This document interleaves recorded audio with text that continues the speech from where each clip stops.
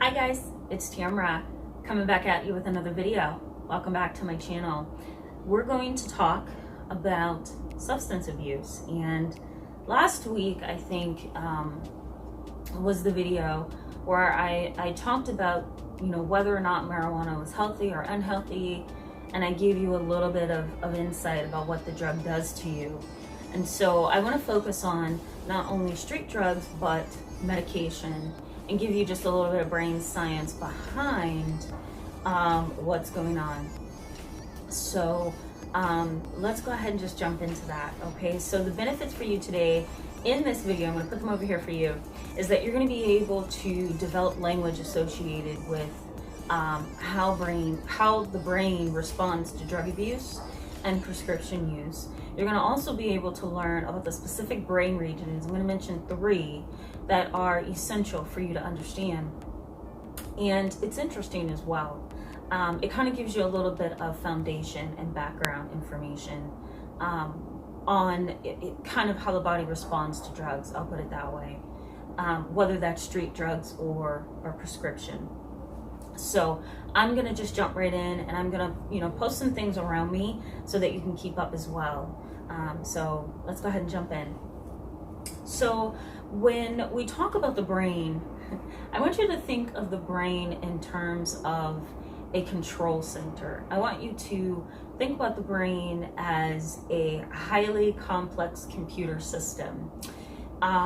If you were to cut open the skull and remove the bony structures and have a picture of the brain, you would see a little small golf-sized, almost fist-sized brain that had some fluid around it, and that is called the cerebral fluid. And you would also see that it is not being held within the skull in any fashion. The only thing that's holding the brain is the cerebral fluid. And honestly, you've got this piece of fist-sized brain that is floating in your skull because of the cerebral fluid. There is absolutely nothing else holding your brain, okay? You would also find a brain that if you cut the brain open, you would be able to unfold it, and you would unfold it in multiple different ways, and you would get this vast structure, which is really cool. So the brain is intricate, but if you were to look at it on an examining table, it does not look intricate at all. It looks like just this pinkish, orangish, again, golf ball sized or fist sized structure. It doesn't look as sophisticated as it actually is, which is very deceiving. So I want you to think of the brain as a complex computer system that's very hard to conceptualize.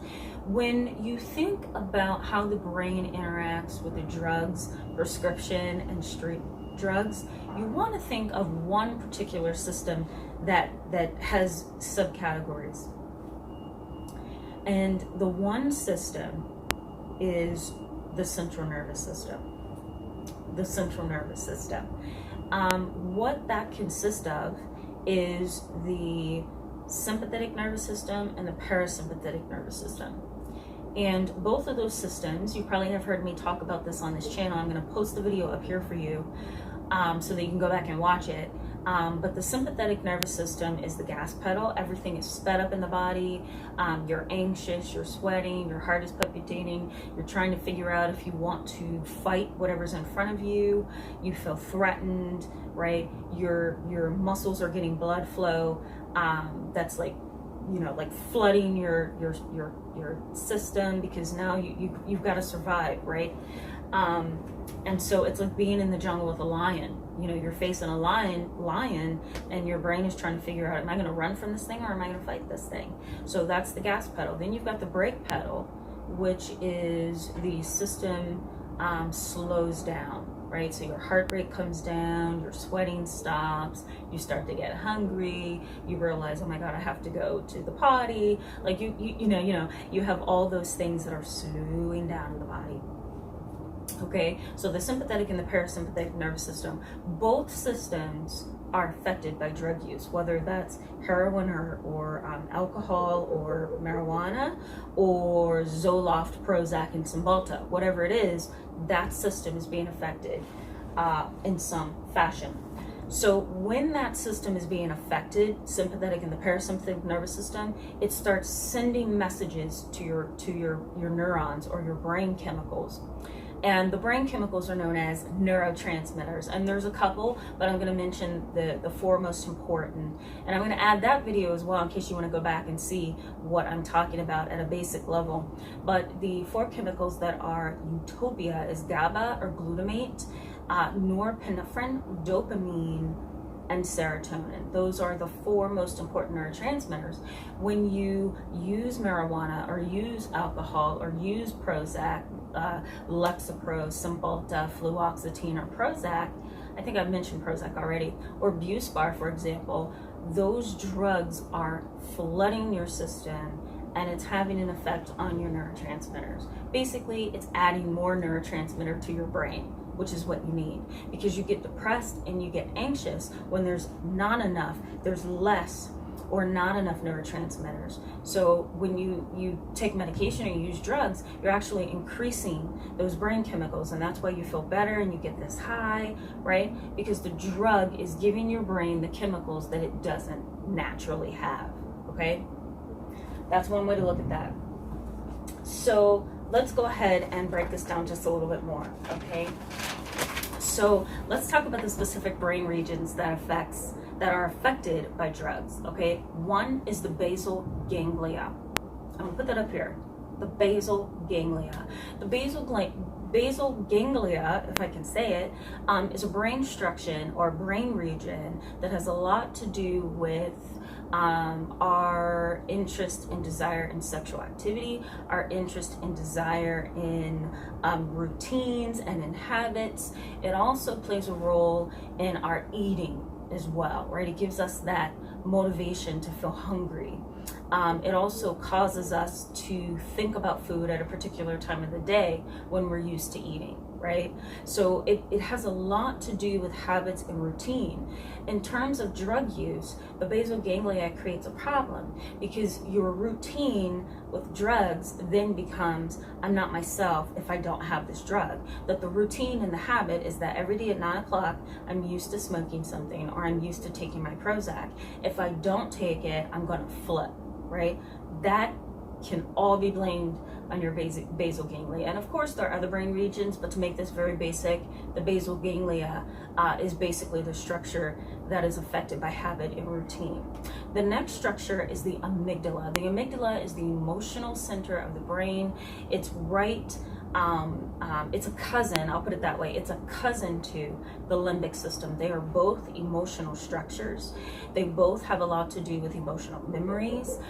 There's a couple of other things too I wanted to mention about the not the basal ganglia, I'm sorry, the amygdala, that it plays a role also in the withdrawal symptoms that you may experience. So the irritability, the anxiety, right? That itching to get that drug again, whatever that drug may be, that can be blamed on the amygdala, okay? Because it's the emotional center of our brain. It's a cousin to the limbic system, and both structures have a lot to do with emotions, anxiety, irritability, those kind of things. In terms of drug use, if you don't have that drug that you're used to, the basal ganglia is all out of whack.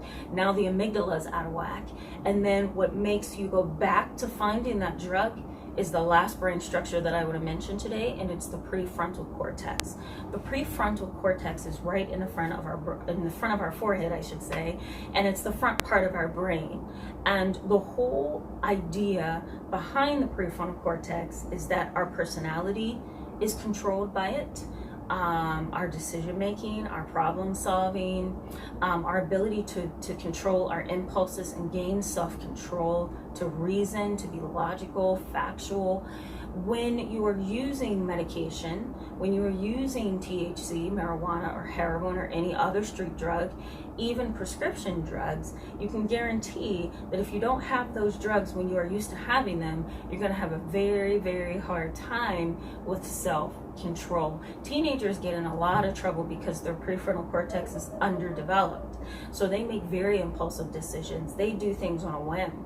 When you are abusing a substance and your brain and your body and all the chemicals in your brain are out of whack, your prefrontal cortex has no ability to control itself. The more drugs you use, the less control your prefrontal cortex has. You almost develop a tolerance in such a way that your prefrontal cortex isn't signaling to you, right? Like a traffic light. It's not signaling to you, you need to stop, you need to gain self-control. You automatically, you're impulsive, right? You automatically react in an impulsive way because you want that drug.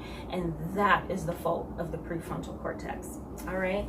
So the way that I want you to conceptualize any drug that you put into your body is that you are filling your body with a chemical that we naturally have, but the drug is actually adding more of that chemical to your body, and that can be a bad thing, right?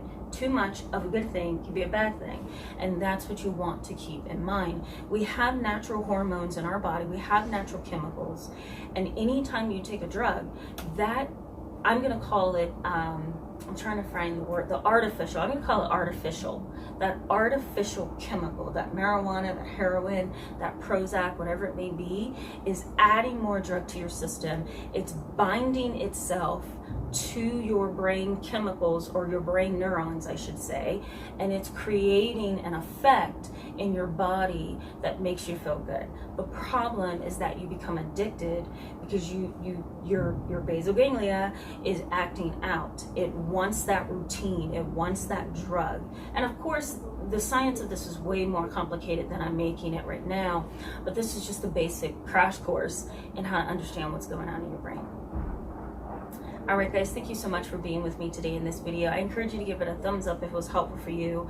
I'm going to be back. We're going to be talking about some ways to deal with jealous people. I want to finish that conversation before we actually jump into psychosis next week. Our topic on jealousy is going to involve psychosis, so that's one of the reasons why we've been talking about that. So stay tuned for Monday. Monday's video is going to be about ways to deal with jealousy, and then we're going to jump into psychosis. So thanks so much, guys, for being with me today, and I'll see you real soon. Bye-bye.